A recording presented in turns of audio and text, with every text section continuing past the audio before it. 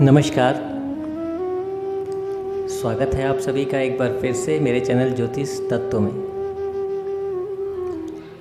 नवरात्रि श्रृंखला को आगे बढ़ाते हुए हम आज बात करेंगे नवरात्रि कलश स्थापना की और माता शैलपुत्री की पूजा कैसे करें। प्रथम माता शैलपुत्री होती हैं। माता शैलपुत्री की आराधना क्यों करनी चाहिए और कैसे करनी चाहिए, उस पर हम चर्चा करेंगे आज। शुरू करने से पहले मैं आपको बताना चाहूँगा कि नवरात्र की बात शुरू होती है माता सती के पुनर्जन्म से। माता सती का पुनर्जन्म हिमालय की पुत्री माता दुर्गा के रूप में हुआ है। हिमालय की पुत्री होने के कारण उनको शैलपुत्री कहा जाता है। शैल मतलब पर्वत, पुत्री मतलब पुत्री, इस कारण उनको शैलपुत्री कहा जाता है। इनका नाम हिमावती और पार्वती भी है। इनका वाहन वृषभ होता है और इनकी आराधना से कई सिद्धियों की प्राप्ति होती है। जैसा मैंने बताया, शैलपुत्री की आराधना से हमें बहुत सारी सिद्धियों की प्राप्ति होती है। कारण ये है कि शैलपुत्री माता का बचपन का स्वरूप है। जब माता का जन्म हुआ उनका नाम शैलपुत्री रखा गया। उसके बाद फिर जब उन्होंने तपस्या किया, ब्रह्मचारिणी, फिर इस तरीके से प्रथमम शैलपुत्री, द्वितीयम ब्रह्मचारिणी, तृतीयम चंद्रघंटेति, कुष्मांडेति, चतुर्थकम, इस तरीके से करते करते उनकी पूरी 9 दुर्गा का जो इसमें नाम रखा गया है। तो 9 दुर्गा एक यात्रा है। 9 दुर्गा एक यात्रा है शैलपुत्री से लेकर सिद्धिदात्री तक की। शैलपुत्री जिन्होंने बचपन में ये सोचा कि मैं शिव को प्राप्त करूँगी, और सिद्धिदात्री जब उन्होंने पूजा स्टार्ट किया, ब्रह्मचारिणी के रूप में पूजा स्टार्ट किया, फिर उन्होंने शिव को प्राप्त किया। शिव को प्राप्त करने के बाद कार्तिकेय हुए और गणेश जी हैं। उसके बाद उन्होंने चंडमुंड का वध किया, फिर आगे चल के सिद्धिदात्री कहलाईं। तो जब वो सिद्धिदात्री रूप में आ गई तो कहा जाता है कि स्वयं भगवान शिव ने अर्धनारीश्वर होने के लिए उनकी आराधना की थी, जिसके बाद वो शिव के साथ अर्धनारीश्वर रूप में आई। तो आप सोचिए, आराध्य की आराधना करने के बाद उनको प्राप्त करना, और प्राप्त करने के बाद आराध्य ही अगर आपकी आराधना करने लगे, तो ये इस प्रकार का कॉन्फिडेंस, इस प्रकार का आत्मविश्वास शैलपुत्री से आता है। तो शैलपुत्री माँ का मेन जो आशीर्वाद है वो कॉन्फिडेंस को बढ़ाना है, आत्मविश्वास को बढ़ाना है। अच्छा, अब ये यात्रा शुरू होती है शैलपुत्री से और जाती है शिव तक। अगर हम अपने शरीर के चक्रों की बात करें तो हमारा मूलाधार चक्र जो होता है वो शक्ति का स्थान है, और शक्ति यानी कि देवी, और देवी यानी कि शैलपुत्री। शैलपुत्री का स्थान मूलाधार चक्र है। उनकी यात्रा वहाँ से प्रारंभ होती है और हमारे बाकी चक्रों में होते हुए, हमारे समस्त चक्रों से होते हुए, जब वो सबसे ऊपर का चक्र जो शिव का चक्र होता है वहाँ तक पहुँच जाती हैं, क्राउन चक्र जिसको बोलते हैं, वहाँ तक पहुँचती हैं। वहाँ उनको शिव की प्राप्ति होती है, और शिव की प्राप्ति के बाद सिद्धिदात्री का स्वरूप और महागौरी का स्वरूप आता है। तो ये एक पूरी एक यात्रा है, और इसी यात्रा को सिद्ध करने का पर्व नवरात्रि है। नवरात्रि में हमारा पूरा ध्यान अपने कुंडलिनी जागरण की तरफ होता है। कई लोग अपनी कुंडलिनी जागरण नवरात्रि में करते हैं, क्योंकि ये मूलाधार चक्र से लेकर क्राउन चक्रा और समस्त चक्रों से होते हुए क्राउन चक्रा तक पहुंचने का एक पर्व है, इस पे हम इन समस्त चक्रों पे ध्यान देते हुए अपनी कुंडलिनी जागरण कर सकते हैं, और कुंडलिनी जागरण होने से हमें एक अद्भुत शांति का एहसास होता है। प्रथम दिन नवरात्र का बहुत महत्वपूर्ण इसलिए ही होता है क्योंकि उस दिन हम अपनी एनर्जीज़ को चैनलाइज करते हैं। व्रत रखने से हमारा पूरा फोकस मूलाधार चक्र पे होता है। व्रती को ये बात बोली जाती है कि आप अपना पूरा ध्यान मूलाधार चक्र पर रखें। अच्छा, अब बात ये आ गई कि जिनको ये पता नहीं है कि भाई मूलाधार चक्र पे तो हमने कभी सोचा ही नहीं इस तरीके से, तो वो लोग भी जो काम करते हैं, माता को लाल वस्त्र चढ़ाते हैं। लाल वस्त्र मूलाधार चक्र का रंग है, हम काम वही करते हैं। मिट्टी का कलश, कुछ लोग तांबे का कलश चढ़ाते हैं, तांबे का कलश स्थापित करते हैं। पहले ही दिन कलश स्थापना करना, मिट्टी का कलश हो या तांबे का कलश हो, कलश की स्थापना किया हमने। मूलाधार चक्र सबसे नीचे होता है, और जब मिट्टी का कलश स्थापित करते हैं हम, तो वो भी इस बात का प्रमाण है कि हम कहीं न कहीं जमीन से जुड़े हुए हैं। मूलाधार चक्र आपको स्थिरता प्रदान करता है, स्थिरता प्रदान करने में मदद करता है। वैसे ही माता शैलपुत्री का आशीर्वाद भी आपको स्थिरता प्रदान करता है। चंद्रमा से संबंधित कोई भी समस्या माता शैलपुत्री की आराधना से दूर होती है। कारण आत्मविश्वास की वृद्धि। आत्मविश्वास जिसके अंदर इतना अधिक होगा कि उनकी यात्रा आराध्य को पाने से स्टार्ट हुई, और फिर आराध्य खुद भी उनकी आराधना करके उनको अपने साथ जुड़ने को बोलते हैं। इस लेवल तक का कॉन्फिडेंस जिसके मन में होगा, उसे चंद्रमा की समस्या कैसे हो सकती है? चंद्रमा की समस्या से इंसान को डिप्रेशन हो जाता है, मन स्थिर नहीं रहता, मन चंचल रहता है, बहुत सारे विचार आते हैं, कुछ भी स्थिरता नहीं मिलती है।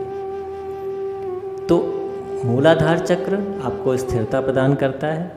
माँ शैलपुत्री की पूजा आपको कॉन्फिडेंस देती है, आत्मविश्वास देती है। इसलिए नवरात्र में प्रथम दिन शैलपुत्री की पूजा की जाती है।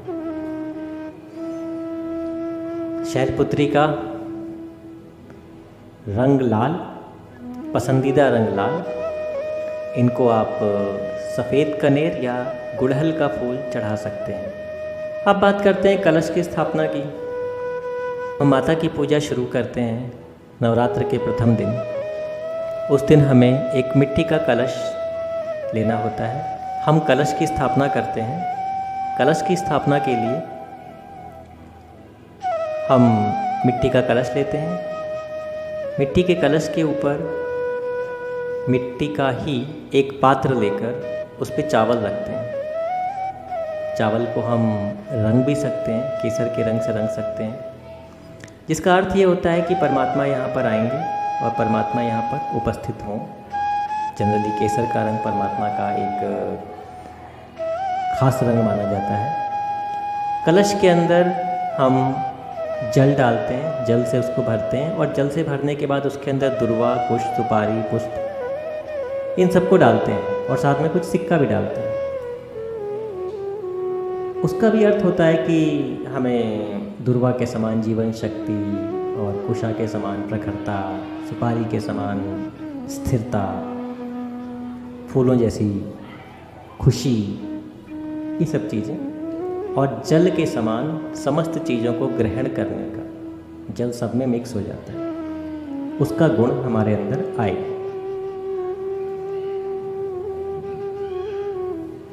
कलश के ऊपर नारियल रखा जाता है। कलश ही क्यों रखा जाता है, इसका भी एक कारण है। कलश समस्त ब्रह्मांड का प्रतीक माना जाता है। उसमें समस्त देवी देवता, समस्त पूजनीय नदियों, और पर्वतों का स्थान माना जाता है। कलशस्य मुखे विष्णु, कलश के मुख में विष्णु का वास बोला जाता है, इसलिए कलश की स्थापना की जाती है। और कलश के ऊपर नारियल ही क्यों रखा जाता है? कलश के ऊपर नारियल इसलिए रखा जाता है क्योंकि नारियल आपके घर की नकारात्मक ऊर्जा को शोषित करता है, नकारात्मक ऊर्जा को ग्रहण कर लेता है। यदि आपने कभी शांभवी देवी का नकारात्मक ऊर्जा को हटाने का तरीका कहीं देखा होगा, सुना होगा, तो आपको पता होगा वहाँ पर नारियल, शांभवी देवी का ध्यान करके हम नारियल को लेके अपने घर में घूमते हैं, तो जहाँ पर निगेटिव एनर्जी होती है वहाँ पर हमें नारियल में थोड़ा सा हलचल महसूस होती है। तो ये एक तांत्रिक उपाय होता है और इससे हम घर की नकारात्मक ऊर्जा का पता कर सकते हैं। तो इसलिए नारियल को जब रखा जाता है कलश के ऊपर, तो उसके पीछे तात्पर्य यह होता है कि ये नारियल हमारे घर की समस्त नकारात्मक ऊर्जाओं को शोषित करेगा, समस्त नेगेटिविटी को अपने अंदर ले लेगा। नारियल को लाल वस्त्र से बांध के रखते हैं और कलश को भी लाल वस्त्र से बांध के उसके ऊपर मौली से उसको बांध देना चाहिए, क्योंकि लाल वस्त्र माता को प्रिय है। इस प्रकार से हम कलश को स्थापित करके उस पर रोली से टीका चंदन लगा के धूप बत्ती जलाकर उसका पूजन करते हैं। नारियल के साथ कलश की स्थापना ये हम हर पूजा में करते हैं, हर पूजा की शुरुआत में करते हैं, पर्पस सबका सेम है। तो शैलपुत्री की आराधना हमने शुरू किया, शैलपुत्री देवी का ध्यान किया और शैलपुत्री देवी के ध्यान के साथ हमने नारियल स्थापित किया। मंत्र कौन सा बोलना है? देवी माता के मंत्र बहुत सारे हैं। शैलपुत्री के लिए अगर आपको स्पेशल मंत्र पढ़ना है वो है ओम ऐं ह्रीं क्लीं शैलपुत्रे नमः। इस मंत्र को आप 108 बार जाप कर सकते हैं उस दिन। शैलपुत्री माता की प्रतिमा आती है, शैलपुत्री माता की प्रतिमा आपने स्थापित किया और इस मंत्र की एक माला 108 मनकों की पूरी कर ली। वंदे वांछित लाभाय चंद्रार्ध कृतशेखराम वृषारूणाम शूलधराम शैलपुत्रीम यशस्विनीम। ये शैलपुत्री माता के ध्यान का मंत्र है, जिसका अर्थ ये होता है कि मैं शैलपुत्री माता की पूजा करता हूँ, जो मेरी सारी इच्छाओं की पूर्ति करेंगी, जिनके सर पर चंद्रमा है, जो वृषभ की सवारी कर रही हैं और उनके हाथों में एक त्रिशूल है। ये उनका ध्यान मंत्र है। तो ध्यान मंत्र किया और ध्यान मंत्र के बाद हमने उनका बीज मंत्र पढ़ा, जो मैंने आपको बताया वो उनका बीज मंत्र था, ओम ऐं ह्रीं क्लीं शैलपुत्रे नमः। तो इस प्रकार से आप माता शैलपुत्री की आराधना करके उनको प्रसन्न कर सकते हैं और उनका आशीर्वाद प्राप्त कर सकते हैं। तो आज के वीडियो में इतना ही। कल हम बात करेंगे माता ब्रह्मचारिणी की, द्वितीय स्वरूप उनका है, और माता चंद्रघंटा की, जो उनका तृतीय स्वरूप है। दो देवियों का हम पूजन विधि को कवर करते हुए अगले 4 दिनों में 9 देवियों का पूजन विधि हम पूरा कर लेंगे। तो माता की कृपा आप सब पर बनी रहे। इसी के साथ जय माता दी।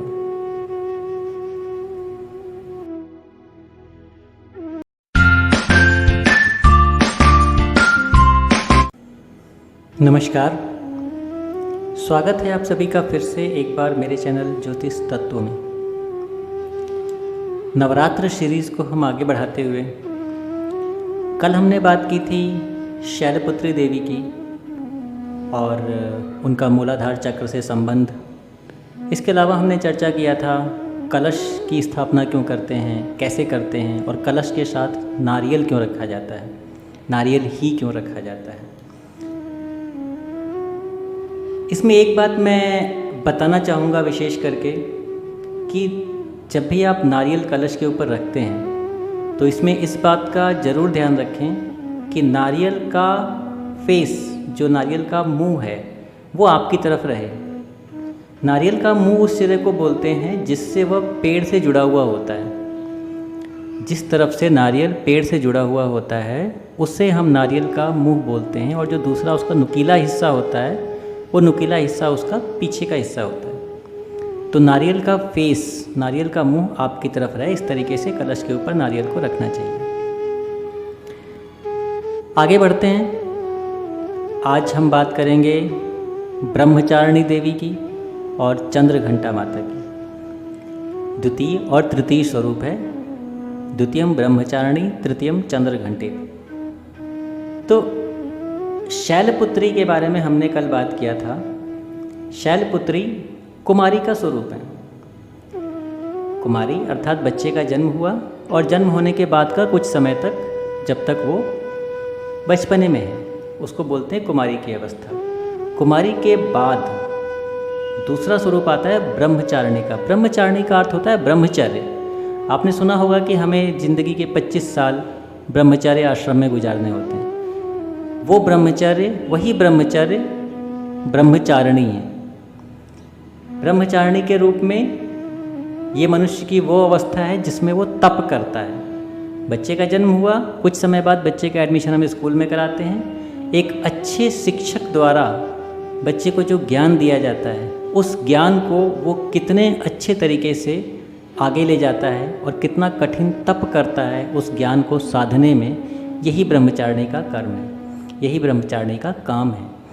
तो ब्रह्मचारिणी हमारे स्वादिष्ठान चक्र पे निवास करती हैं। स्वादिष्ठान चक्र भी हमें साहस और क्षमता प्रदान करता है। किसी भी कार्य को, किसी भी लक्ष्य की पूर्ति के लिए हमें साहस चाहिए और हमारे अंदर वो क्षमता होनी चाहिए। साहस और क्षमता देने का काम स्वादिष्ठान चक्र का है।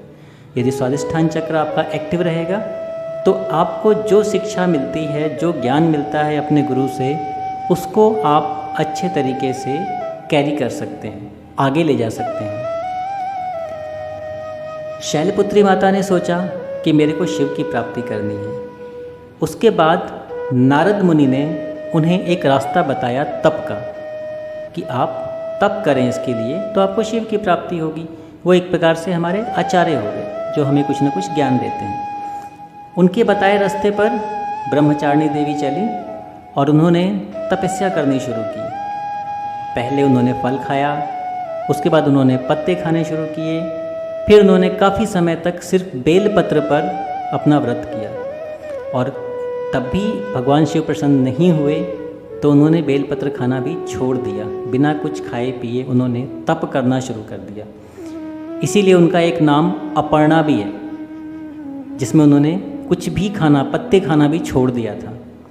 उसके बाद जाके उनको शिव जी उनसे प्रसन्न हुए। इसके बीच एक स्टोरी चल है, आप सबको पता होगी, जिसमें कामदेव ने शिव जी पे ऊपर एक बाण चलाया था कि ठीक है, देवी इतनी तपस्या कर रही हैं तो इनको प्रसन्न होना चाहिए। शिव जी ने आंखें खोली तो कामदेव भस्म हो गए थे। तो वो सब इसी ड्यूरेशन की बात है, और इसी ड्यूरेशन में शिव जी उनसे प्रसन्न होकर उन्होंने उनको आशीर्वाद दिया था और उन्हें अपने साथ रखा था। तो ये जो तप की अवस्था है, ये तप की अवस्था हमारे अंदर तब आती है जब हमारे अंदर अपनी भावनाओं पे कंट्रोल होता है, अपनी इंद्रियों पर कंट्रोल होता है। मूलाधार चक्र हमें वो क्षमता देता है। स्वादिष्ठान चक्र हमें संयम, सदाचार और सर्वथा विजय की तरफ अग्रसित करता है, हमें आगे बढ़ाता है कि आप संयम से रहें, आप सदाचार का पालन करें और आपको सदा विजय की प्राप्ति हो। स्वादिष्ठान चक्र आपका सही नहीं होता तो आपके अंदर क्रूरता आती है, आपके अंदर आलस्य आता है, आपके अंदर अविश्वास की भावना आती है, आपको किसी पर भरोसा नहीं होता। लेकिन अगर वही बैलेंस्ड सिचुएशन में होता है तो आपके साथ साहस और क्षमता बहुत ज़्यादा होती है। ब्रह्मचर्य का सबसे पहला नियम है वासना पे कंट्रोल करना। वासना पे कंट्रोल करने का काम भी स्वादिष्ठान चक्र ही करता है। तो ब्रह्मचारिणी की पूजा से हमें इन सब चीज़ों पे कंट्रोल मिलता है, और जब इन पे कंट्रोल होता है तो हमारे अंदर एनर्जी मेंटेन रहती है। एनर्जी मेंटेन रहेगी तो हमारे अंदर किसी भी कार्य को करने की क्षमता और साहस रहेगा, और उसे हम अच्छे से कैरी करेंगे, अच्छे से करेंगे तो आगे जाके हमें शिव तत्व की प्राप्ति होती है, यानी कि हम अपने लक्ष्य की प्राप्ति हमें हो जाती है उससे। तो लक्ष्य की प्राप्ति के लिए साहस और क्षमता की आवश्यकता बहुत ज़्यादा है, और साहस और क्षमता के लिए हमें अपने को संयम में रखना पड़ेगा, यानी कि ब्रह्मचर्य में रखना पड़ेगा। इसी को हम ब्रह्मचारिणी की आराधना के लिए के रूप में देखते हैं। जैसा मैंने बताया कि इनका चक्र स्वादिष्ठान चक्र है, तो इनका जो ग्रह है वो ग्रह है मंगल। मंगल ग्रह इस चक्र का और इन देवी का अगर हम देवी को ग्रह से लिंक करते हैं तो ब्रह्मचारिणी देवी मंगल ग्रह से लिंक है। मंगल ग्रह भी साहस और करेज को बढ़ाता है।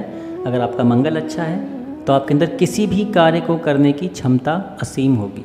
आप किसी भी काम को एक्सट्रीम लेवल तक कर सकते हैं। हमारे पास कई सारे ऐसे एग्जाम्पल हैं जहाँ पर मंगल ग्रह के अच्छे होने से इंसान ने बहुत बड़े बड़े कार्य किए।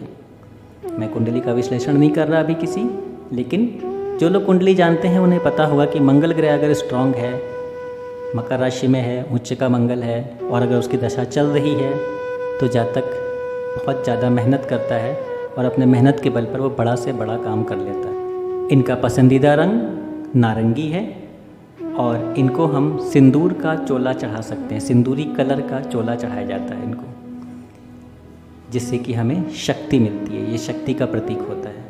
ब्रह्मचारिणी का ध्यान मंत्र जो है, दधाना कर पद्माभ्याम अक्षमाला कमंडलु देवी प्रसीदतु मयि ब्रह्मचारिण्यनुत्तमा, जिसका अर्थ है, हे देवी ब्रह्मचारिणी, जिन्होंने अपने हाथ में पुष्प को लिया है और कमंडल को लिया हुआ है, ऐसी ब्रह्मचारिणी देवी की मैं आराधना करता हूँ और वो मुझसे प्रसन्न हो। इनका बीज मंत्र है ओम ऐं ह्रीं क्लीं ब्रह्मचारिण्ये नमः। अब बात करते हैं माता चंद्रघंटा की। दुर्गा माता का तृतीय रूप माता चंद्रघंटा है। इनका नाम चंद्रघंटा इसलिए पड़ा क्योंकि इनके मुकुट के पास, मुकुट के साथ घंटे के आकार का चंद्रमा है, इसलिए इनको चंद्रघंटा के नाम से जाना गया। देवी का ये रूप मनमोहक भी है और शत्रुओं के भय को बढ़ाने वाला भी है।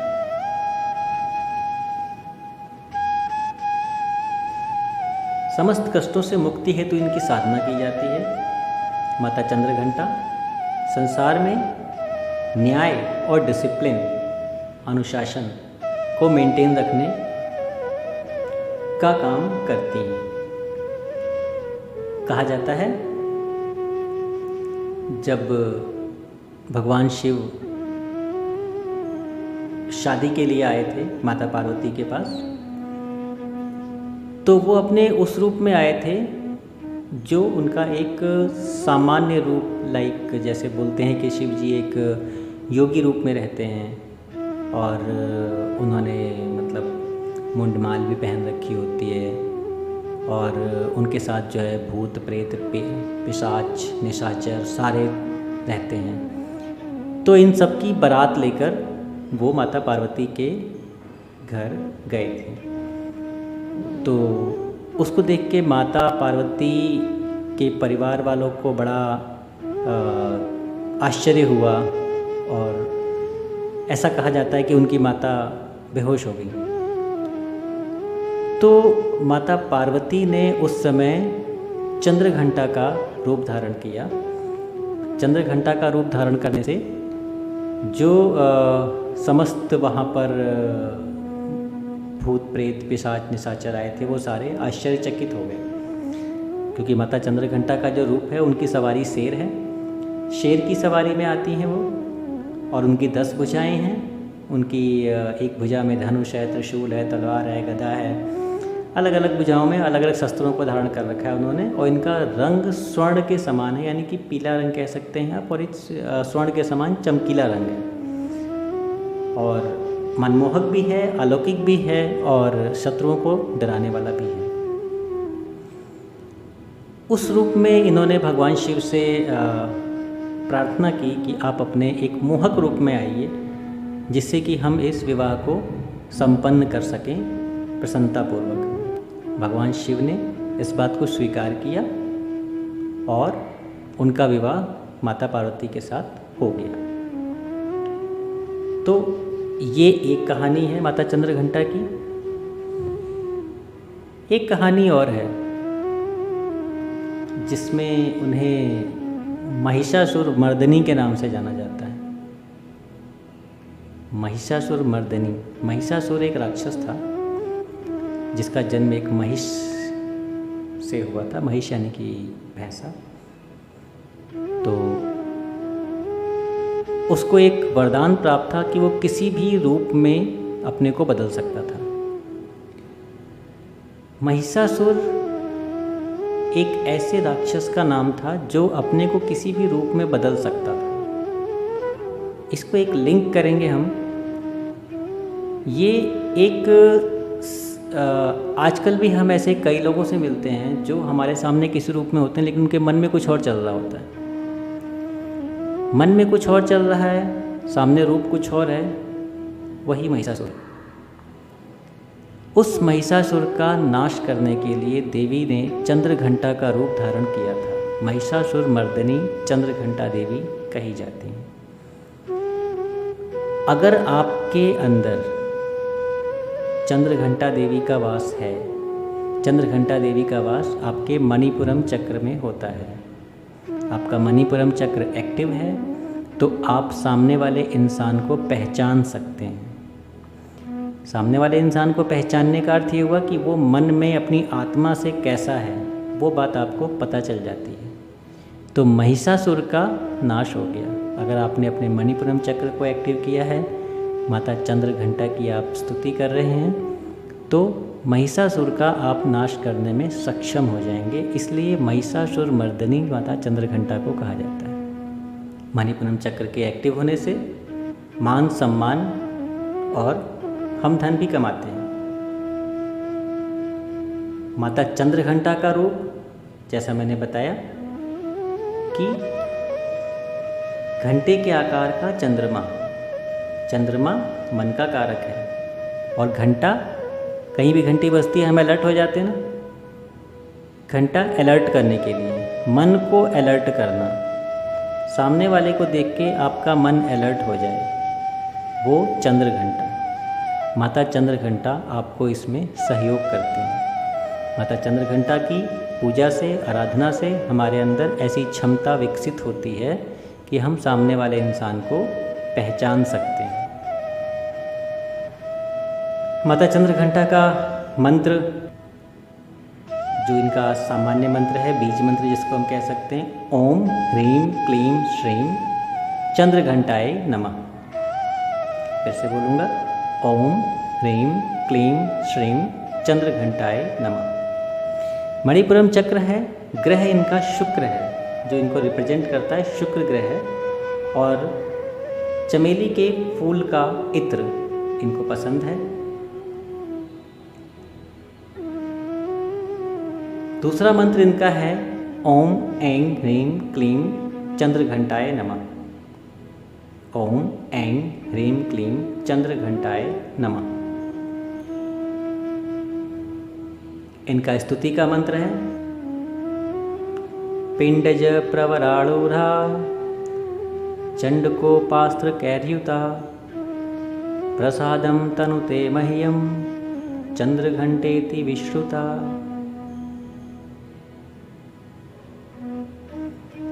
पिंडज प्रवरारूढ़ा चंडकोपास्त्र कैर्युता प्रसादम तनुते मह्यम चंद्रघंटेति विश्रुता। ये इनके ध्यान का मंत्र है। ध्यान लगाएं। ध्यान करने के बाद आप दोनों बीज मंत्रों में से कोई भी एक मंत्र 108 बार कर सकते हैं, तो माता की कृपा आपको अवश्य मिलेगी। तो इस प्रकार हमने आज ब्रह्मचारिणी और चंद्रघंटा माता के बारे में जाना। अगले वीडियो में हम आगे की 2 देवियाँ यानी कि कुष्मांडा और स्कंद माता, उनके बारे में बात करेंगे। उनके स्वरूप की चर्चा करेंगे। वो किस चक्र की अधिष्ठात्री हैं, क्या उन्हें पसंद है, उनका रंग क्या है, इन सब के बारे में चर्चा करेंगे। तब तक के लिए जय माता दी।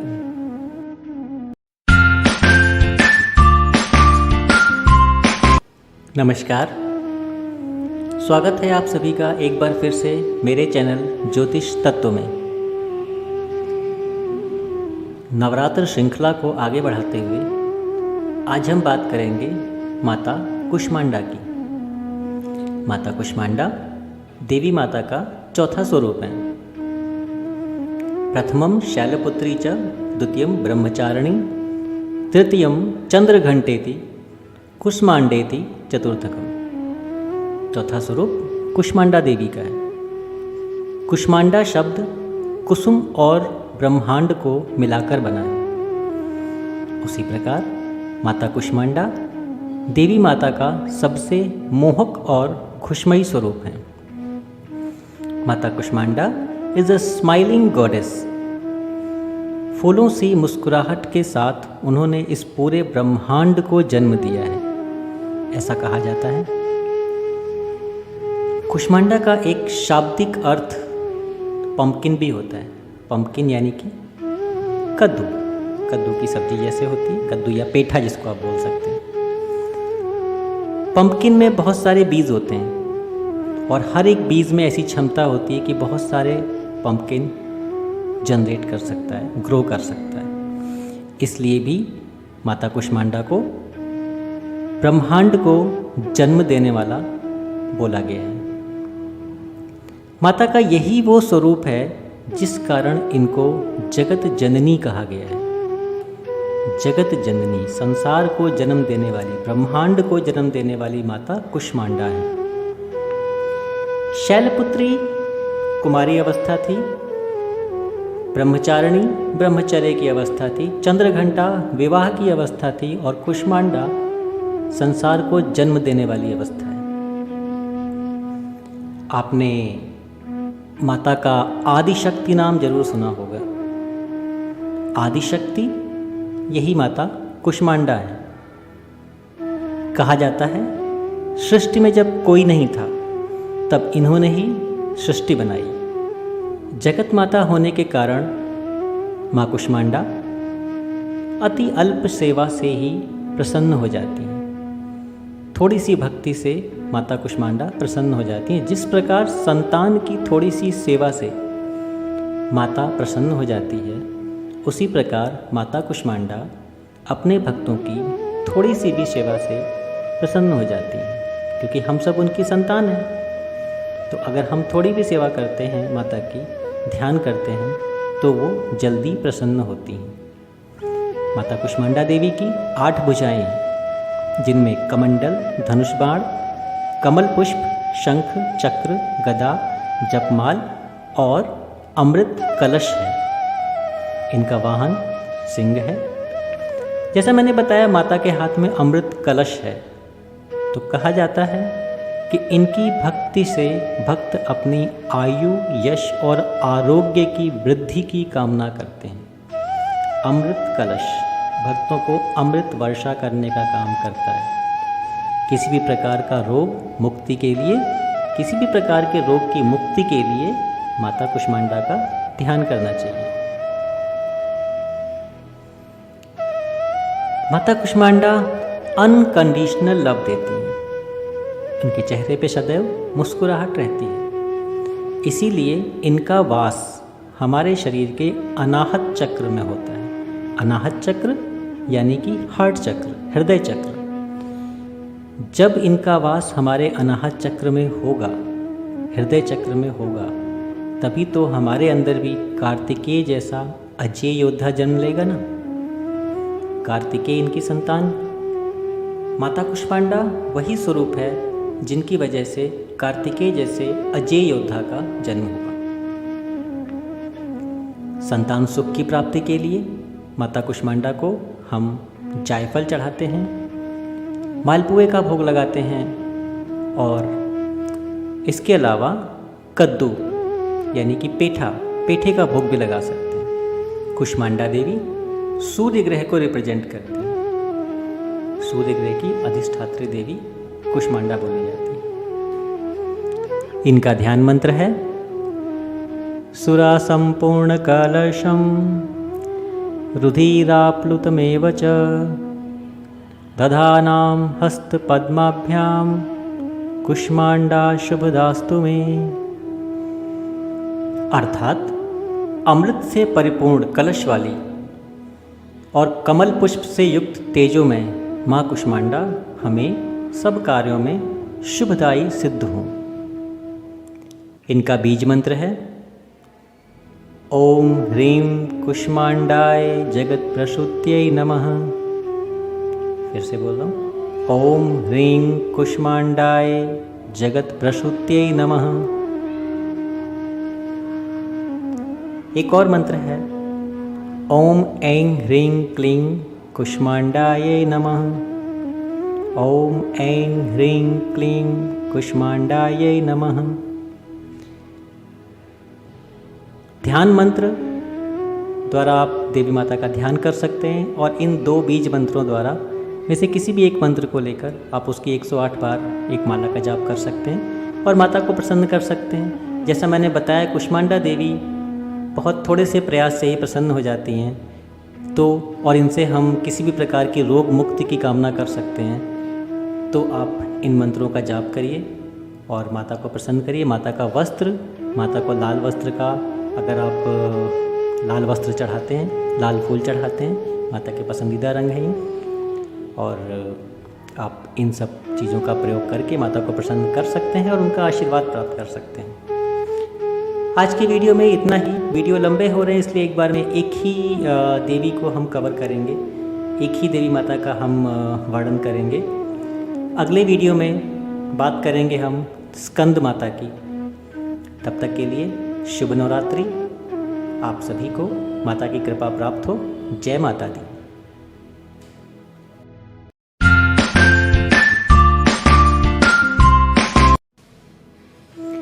नमस्कार, स्वागत है आप सभी का एक बार फिर से मेरे चैनल ज्योतिष तत्व में। नवरात्र श्रृंखला को आगे बढ़ाते हुए आज हम बात करेंगे देवी माता के 5वें स्वरूप स्कंद माता की। स्कंद माता स्कंद कुमार कार्तिकेय की माता कही जाती हैं, इसीलिए इनका नाम स्कंद माता कहा गया। भगवान स्कंद बाल रूप में इनकी गोद में विराजित भी रहते हैं। स्कंद कार्तिकेय का ही एक नाम है। इसी नाम पे इनका एक स्कंद पुराण भी है, जिसमें कार्तिकेय के बारे में बताया गया है। कार्तिकेय कर्म के प्रतीक देव हैं। जैसे गणेश जी शुभता के प्रतीक हैं, वैसे ही कार्तिकेय कर्म के प्रतीक हैं। स्कंद माता देवी का वो स्वरूप है जो कर्म प्रधान लोगों का पालन या उनकी रक्षा करता है। इसीलिए कार्तिकेय को उनकी गोद में स्थान दिया गया है।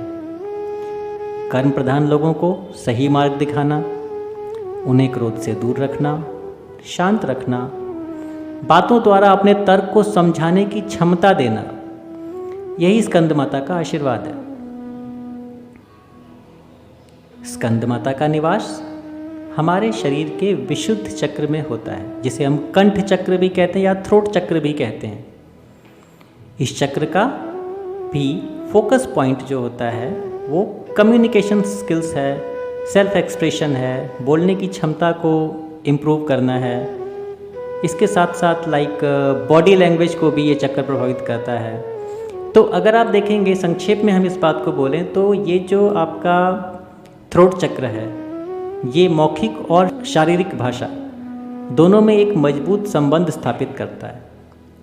और एक कर्म प्रधान व्यक्ति जैसे कार्तिकेय के लिए यह सामंजस्य बहुत आवश्यक है, क्योंकि कर्म प्रधान लोग बातों पे कम भरोसा करते हैं, काम पे ज़्यादा करते हैं। ये सभी गुण हमें स्कंद माता की पूजा से प्राप्त होते हैं। जैसा मैंने पहले बताया, स्कंद माता का वास हमारे शरीर के विशुद्ध चक्र में है। विशुद्ध चक्र के देवता सृष्टिकर्ता ब्रह्मा हैं, जो चेतना के प्रतीक हैं और हमें ज्ञान और बुद्धि भी देते हैं। सभी चीज़ें आपस में कनेक्टेड हैं। अगर आप ध्यान दें तो स्कंद माता, उनका स्वरूप, उनके चक्र, उनका ग्रह बुध है। बुध भी हमें बुद्धि देता है। बुद्ध देव बुद्धि के देव हैं, वाणी को नियंत्रित करते हैं, वाक्पटु बनाते हैं। वो भी बुद्धि की तरफ इशारा कर रहे हैं। रंग सफ़ेद है, माता को सफ़ेद रंग पसंद है। सफ़ेद रंग शांति का प्रतीक है, क्योंकि फिर से वही बात आती है कि जो कर्म प्रधान लोग होते हैं उनके अंदर एग्रेशन या आक्रामकता ज़्यादा होती है। इसीलिए उनको शांति और वाक्पटुता का रास्ता दिखाना आवश्यक होता है। अब बात करेंगे माता के स्वरूप की। माता की 4 भुजाएं हैं, जिनमें से 2 भुजाओं में माता ने कमल का पुष्प धारण किया है। एक हाथ वरदान मुद्रा में है, वरद मुद्रा में, और एक हाथ में स्वयं कर्म के देवता कार्तिकेय विराजित हैं। यही माता की एक पहचान है कि उनके हाथ में कर्म के देवता कार्तिकेय विराजित हैं, जिनका एक नाम स्कंद है, इसीलिए इनका नाम स्कंद माता कहा गया। माता को केले का भोग अति प्रिय है। आप खीर भी प्रसाद के रूप में अर्पित कर सकते हैं। सफ़ेद चीज़ें इनको पसंद हैं। संतान की प्राप्ति हेतु लोग मेहंदी भी चढ़ाते हैं माता पर। संतान की प्राप्ति के लिए स्कंद माता सहायक होती हैं। इनका ध्यान मंत्र है सिंहासन गता नित्यम पद्माश्रित करद्वया शुभदास्तु सदा देवी स्कंद माता यशस्विनी। अर्थात सिंह पर सवार रहने वाली और अपने दोनों हाथों में कमल का फूल धारण करने वाली यशस्विनी स्कंद माता हमारे लिए शुभदायी हों।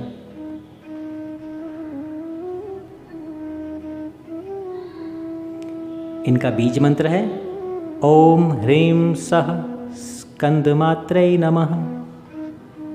एक बार फिर से बोल रहा हूँ, ओम ह्रीं सः स्कंद मात्रै नमः।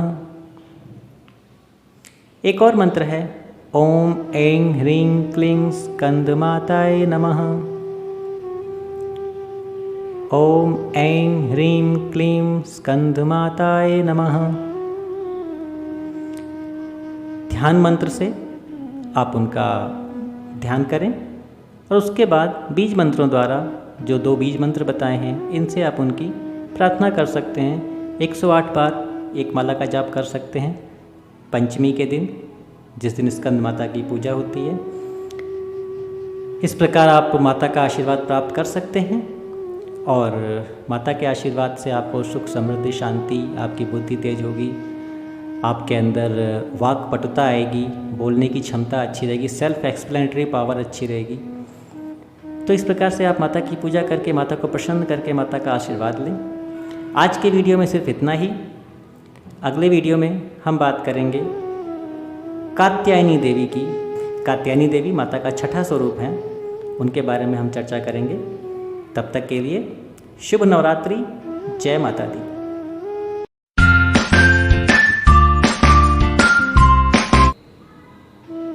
नमस्कार। स्वागत है आपका मेरे चैनल ज्योतिष तत्व में। नवरात्र श्रृंखला को आगे बढ़ाते हुए आज हम बात करेंगे देवी माता के छठे स्वरूप कात्यायनी देवी की और सातवें स्वरूप कालरात्रि देवी की। कात्यायनी देवी का नाम यजुर्वेद में प्रथम बार मिला है, जिसमें कहा जाता है कि देवताओं के कार्यों को सिद्ध करने के लिए आदि शक्ति ने महर्षि कात्यायन के यहाँ जन्म लिया, इसीलिए उनका नाम कात्यायनी पड़ा। कात्यायनी की पूजा करने से व्यक्ति को अपनी सभी इंद्रियों को वश में करने की शक्ति प्राप्त होती है। कात्यायनी माँ दानवों, असुरों और पापियों का नाश करती हैं। इनकी 4 भुजाएं हैं और इनकी सवारी सिंह है। इनका चक्र आज्ञा चक्र है।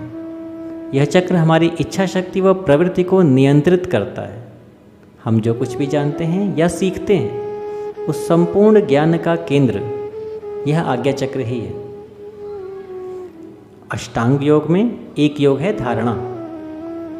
जब इंद्रियां एवं मन एक स्थान पर स्थिर होने लगते हैं, उसका ही नाम धारणा है। आम शब्दों में कहें तो मन को एक जगह केंद्रित करना ही धारणा है। कात्यायनी देवी की पूजा करने वाले व्यक्ति को अज्ञात भय से मुक्ति मिलती है।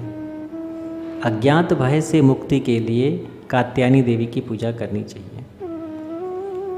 इसी प्रकार कालरात्रि देवी, इनका कोई, यदि आप इनका स्वरूप की चर्चा करेंगे या कहीं पढ़ेंगे तो आपको पता चलेगा। कालरात्रि के लिए कहा गया है कि इनके शरीर में सिर्फ अस्थियां दिख रही थीं। इनके शरीर में सिर्फ अस्थियां दिख रही थीं और इतना भयानक स्वरूप था इनका। एक्चुअली अस्थियां दिखने के पीछे रीज़न ये है कि जो कालरात्रि देवी के लिए जो हमारे पास चक्र है, वो है सहस्त्रार चक्र, जो हमारा 7वां चक्र है। उस चक्र को जब हम जागृत कर लेते हैं तो हमें परमात्मा के होने का एहसास होने लगता है। उस वक़्त हमें अपने शरीर की अनुभूति ही नहीं होती है।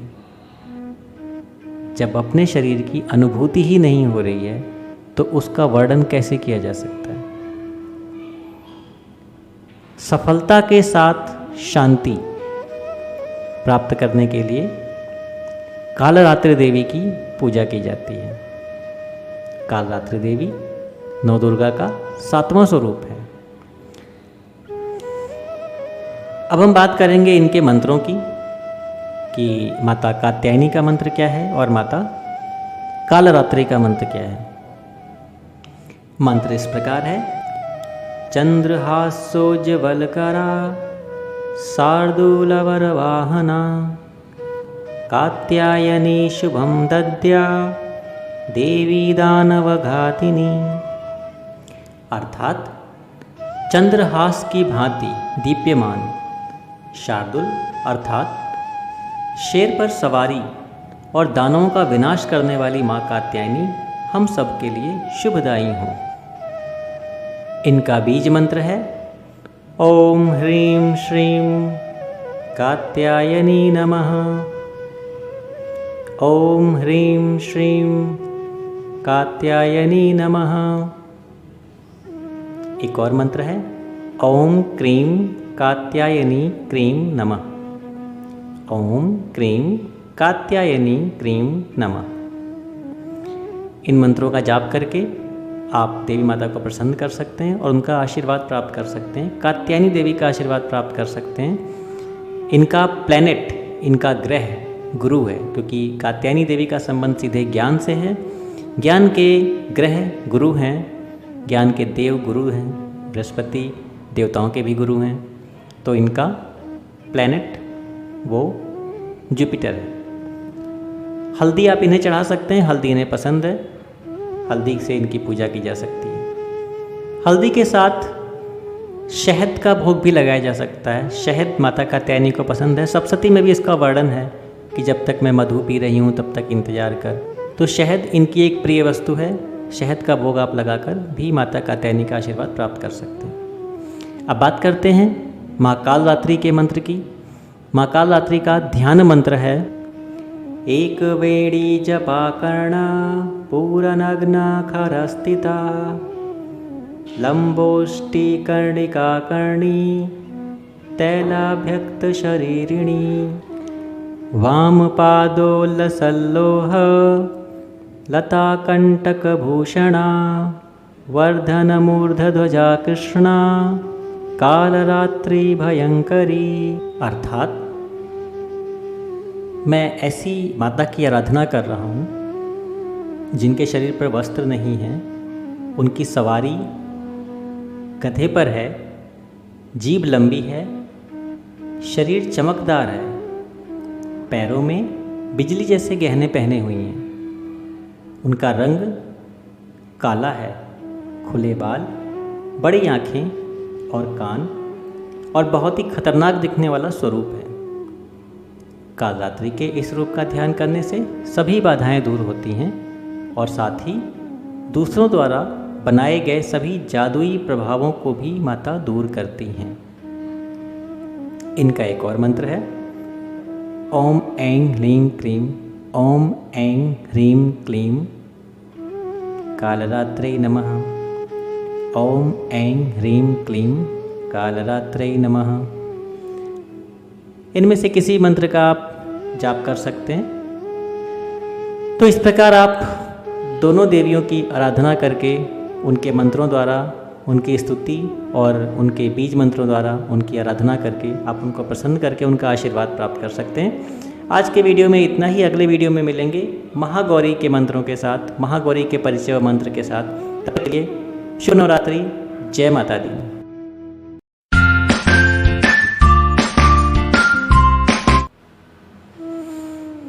नमस्कार, स्वागत है आप सभी का एक बार फिर से मेरे चैनल ज्योतिष तत्व में।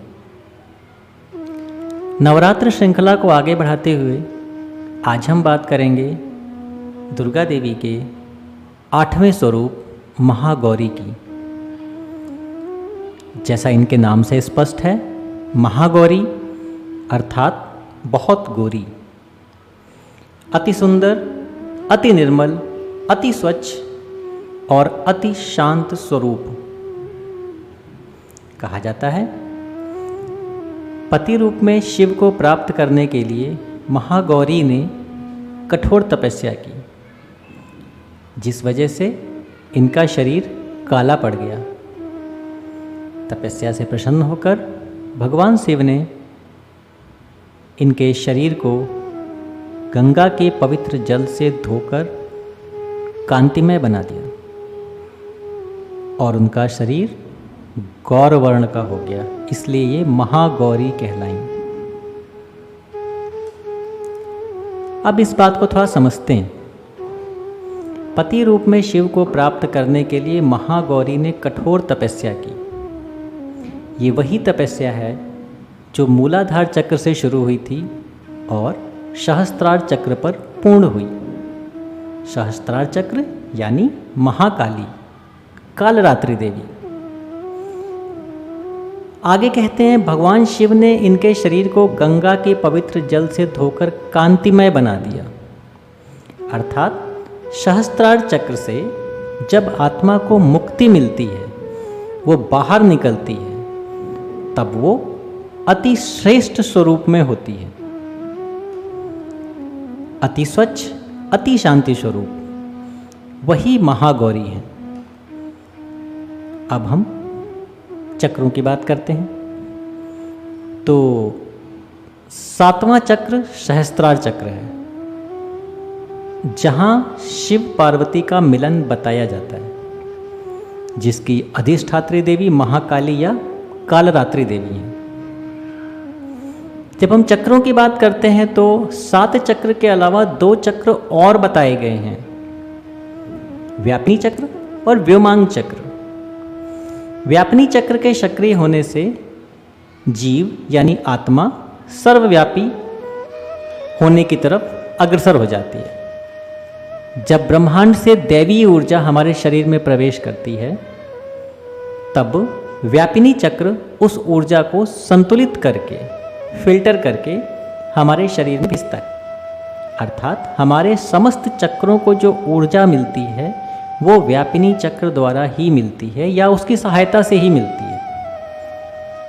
इसीलिए सप्तशती में कहा गया है कि महागौरी के शरीर से ही समस्त देवियां उत्पन्न हुई हैं और अंत में वो सभी देवियां एक एक करके महागौरी में समाहित हो जाती हैं, अर्थात मनुष्य को मुक्ति मिल जाती है। अतः महागौरी हमारी आत्मा या ऊर्जा का वो दिव्य स्वरूप है जिसमें हमारी आत्मा मूलाधार चक्र से चलकर सहस्त्रार चक्र तक होते हुए मुक्ति को प्राप्त करती है और परम शुद्ध अति स्वच्छ होकर सर्वव्यापी स्वरूप की तरफ अग्रसित हो जाती है।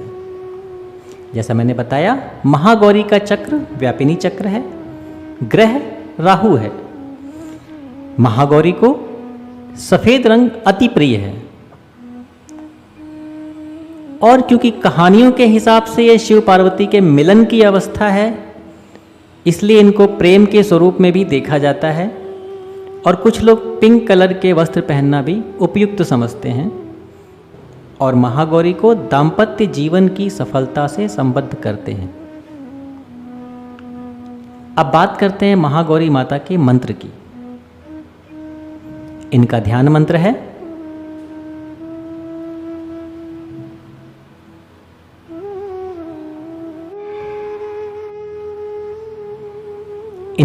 मंत्र है श्वेते वृषे समारूढ़ा श्वेतांबरधरा शुचिः महागौरी शुभम दद्यान महादेव प्रमोददा। अर्थात श्वेत वृषभ पर सवारी करने वाली, पवित्र श्वेत वस्त्र धारण करने वाली, महादेव को प्रसन्न करने वाली महागौरी माता मेरे लिए शुभदायी हों। इनका बीज मंत्र है ओम ह्रीं श्रीं ग्लौं गं गौरी गीं नमः। ओम ह्रीं श्रीं ग्लौं गं गौरी गीं नमः।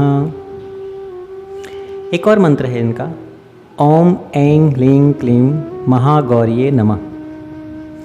ओम ऐं ह्रीं क्लीं महागौर्ये नमः। तो ध्यान मंत्र से आप देवी माता का ध्यान करके और बीज मंत्र से उनकी उपासना करके 108 बार मंत्र का जाप करके आप महागौरी को प्रसन्न कर सकते हैं और उनका आशीर्वाद प्राप्त कर सकते हैं। महागौरी के आशीर्वाद के साथ ये वीडियो समाप्त होता है। अभी आप सभी को देवी माता की कृपा प्राप्त हो। इसी के साथ शुभ नवरात्रि। जय माता दी।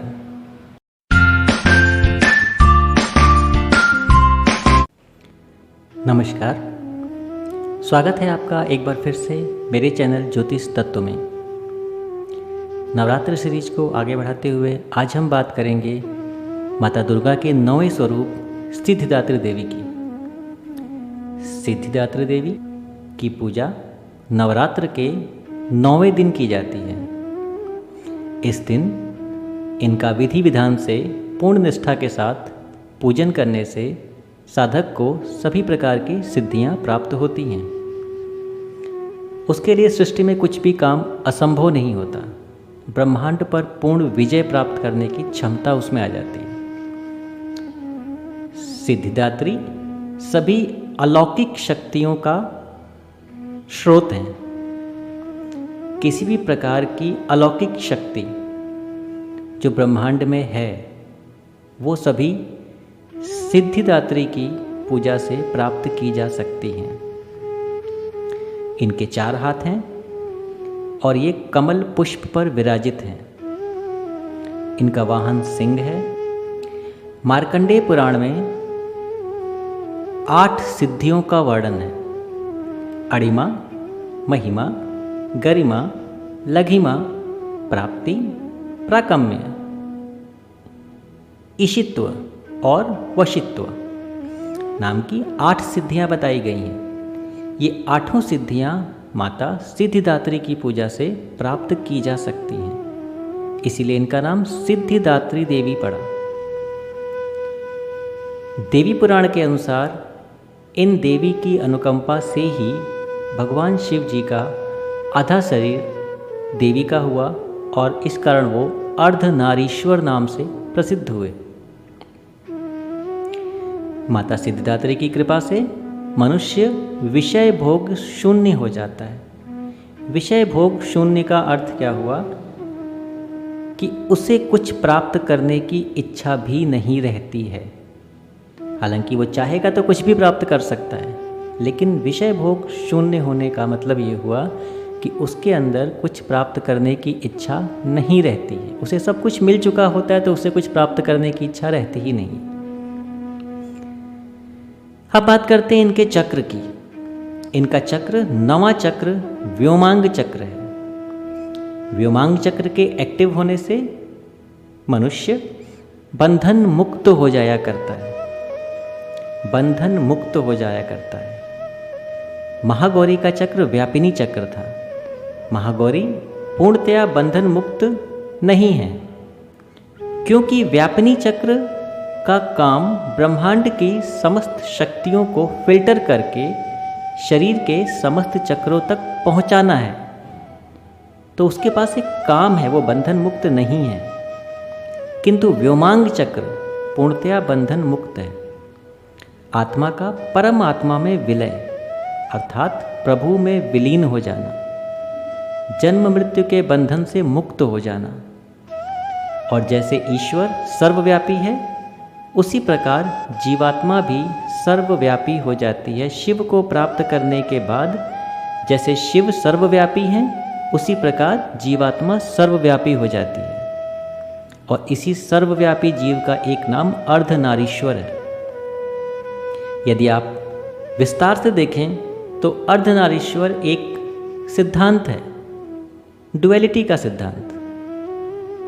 जैसे सच है तो झूठ भी है, अंधकार है तो प्रकाश भी होगा ही, वैसे ही पुरुष है तो नारी भी अवश्य होगी। बिना पुरुष के नारी अधूरी है और बिना नारी के पुरुष अधूरा है। यही अर्धनारीश्वर का संदेश है। पूरी सृष्टि इसी सिद्धांत पर आधारित है। अगर आप शिव पुराण को पढ़ेंगे तो उसमें भी आपको यही लिखा मिलेगा कि शिव जी ने अर्धनारीश्वर का स्वरूप सृष्टि के निर्माण के लिए ही किया था। बात करते हैं माता के ग्रह की। माता किस ग्रह के प्रभाव को नियंत्रित करती हैं, माता किस ग्रह की अधिष्ठात्री देवी हैं। तो माता का ग्रह केतु है। केतु ग्रह ज्योतिष शास्त्र में मुक्ति का कारक ग्रह कहा जाता है। सिद्धिदात्री देवी मुक्ति की अधिष्ठात्री देवी हैं। सिद्धिदात्री देवी को प्राप्त करने वाला परम मुक्ति को प्राप्त करता है। ज्ञान की परम अवस्था सिद्धिदात्री देवी। ऐसे ही केतु भी मुक्ति का कारक ग्रह कहा जाता है। बात करते हैं इनके क्या भोग चढ़ाना चाहिए माता को। तो माता को आप सिद्धिदात्री देवी हैं, प्रसन्न करने के लिए आप मौसम के अनुसार जो फल होता है, फल चना, पूड़ी, खीर, हलवा और नारियल का भोग लगाया जाता है। इसीलिए कंजकों को यही चीज़ें खिलाई जाती हैं। तो इनका प्रिय भोग चना, पूड़ी, खीर, नारियल, हलवा है। मौसमी फल आप चढ़ा सकते हैं। अब बात करेंगे माता सिद्धिदात्री के मंत्र की। तो इनका ध्यान मंत्र है सिद्धि गंधर्व यक्ष अद्यैर सुरैर अमरैरपि सेव्यमाना सदा भूयात् सिद्धिदा सिद्धिदायिनी। अर्थात सिद्ध, गंधर्व, यक्ष, असुर और अमरता प्राप्त देवों के द्वारा भी पूजित किए जाने वाली और सिद्धियों को प्रदान करने वाली माँ सिद्धिदात्री हमें भी सिद्धियाँ प्रदान करें। इनका बीज मंत्र है ओम ह्रीं सः सिद्धिदात्रै नमः।